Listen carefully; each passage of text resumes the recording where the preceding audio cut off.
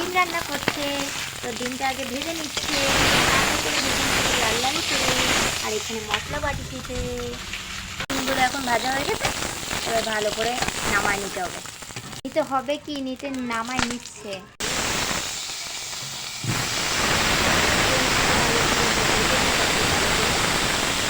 আলুগুলো ভাজা হচ্ছে, এখন পেঁয়াজ দিয়ে দিয়েছে। পেঁয়াজটা দিয়ে আমি একটু নাড়িয়ে দিই। আমি ভাই রান্না বান্না করতে পারি না, আমার মাই সবসময় রান্না করে, পারি না। যদি বলো রান্না করতে পারি না, তো খাইতে পারি, ঘুমাইতে পারি, এইটাই কাজ।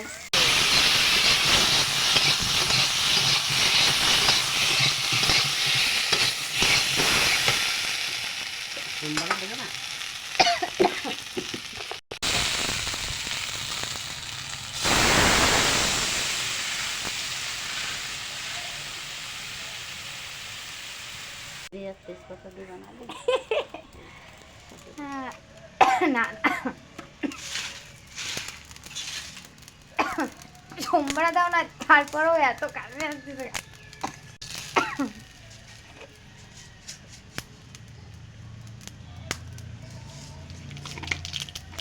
তো দেখতেই পাচ্ছ, এখন ফোড়ন দেবে। ফোড়ন নাকটা বন্ধ করে রেখেছি।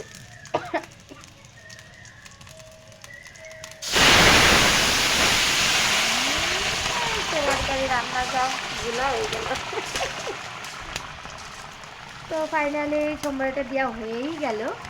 তো দেখতেই পাচ্ছ কি সুন্দর কালারটা এসেছে। তো গরম মশলাটাও দিয়ে দিল।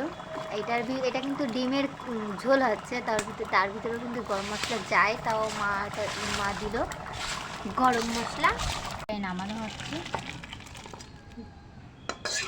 দেখেছো কি দারুণ হয়েছে কালারটা, একদম একদম এই তরকারির মতন কালার হয়েছে। তা এইভাবে কে মানে তোমরা বানাতে যদি চাও নিশ্চয়ই বলবে, যে বানাবে। আমি তো এইভাবেই বানিয়ে খাই, আমার মা এইভাবে আমাকে বানিয়ে খাওয়ায়।